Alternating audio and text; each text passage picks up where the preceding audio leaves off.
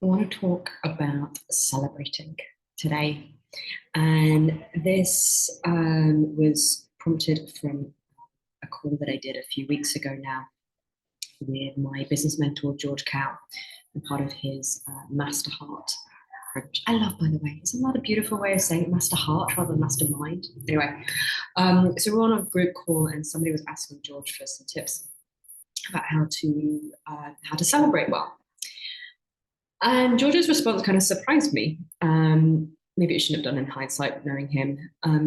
But he really focused on the importance of finding the joy in the doing in as an entrepreneur, rather than being hooked onto outcomes.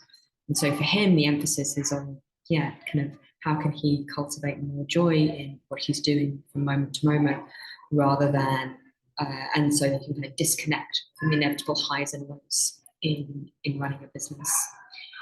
And on one level, I'm really with him. I think focusing on how we go about things and not defining ourselves by the highs and lows in business is really important. And at the same time, maybe George is just more enlightened than I am. But as somebody who has been really numb to my feelings for a really long time, it actually strikes me as really important to allow myself to feel, to feel the excitement that I get every time somebody says they want to work with me, and to feel the disappointment that I feel when people don't show up to something that I offer. It reminds me that I care. So for me, there's something about feeling the feelings. And I think particularly as a recovering perfectionist and a recovering overachiever, focusing on celebrating is so important for my sense of fulfillment in what I do, because it's when I make space to pause and to celebrate that I get to notice and appreciate myself for everything that I'm doing. Because I have a tendency, I see this in lots of other people, and I think it's like part of our kind of capitalist culture, that as soon as I'm done with one thing, I'm immediately on to the next.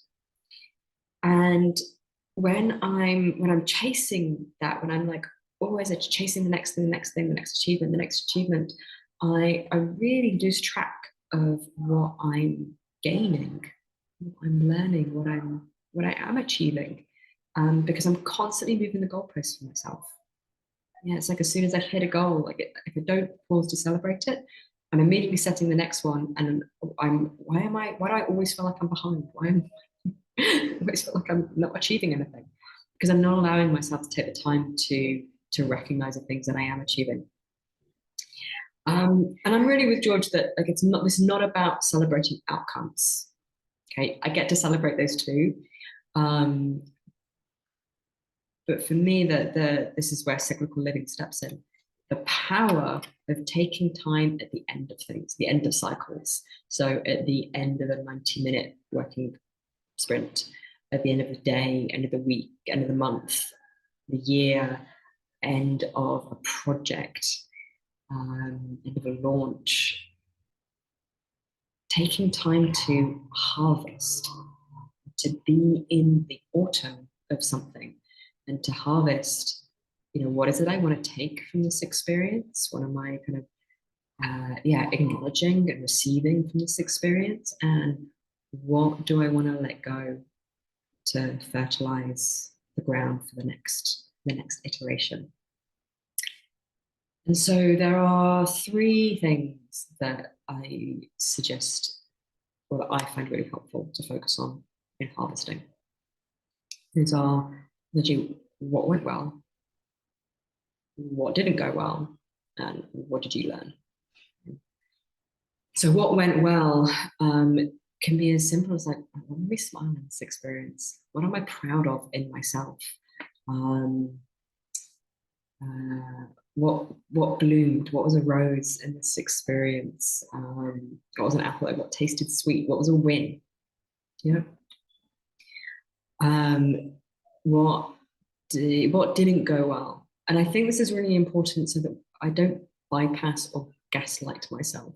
Yeah, that I also, as much as I want to feel like the quote unquote positive feelings, it's also really important to acknowledge the things that didn't work.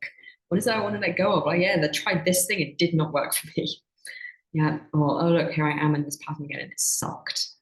Yeah, and to allow myself to feel it so that maybe that motivate me to work a little bit harder on changing it next time, or just to like acknowledge that it sucked. So yeah, what sucked? What was a thorn? What was challenging? What really fucked you off about an experience? What do you wish was different? Because as Ram Dass once said, the world is perfect as it is, including my desire to change it. My desire for something to be different also gets to be here. And then what did I learn? Yeah, what's budding from this experience? What am I absorbing? What am I taking away from it? So I like to do this. For example, I do this at the end of every week. I have a little week by week spreadsheet thing for the year, and every week I have like what is it I'm focusing on this week, and at the end of the week, and go back and like what is my. I like to use. There's three models I like to use. One is rose, bud, and thorn.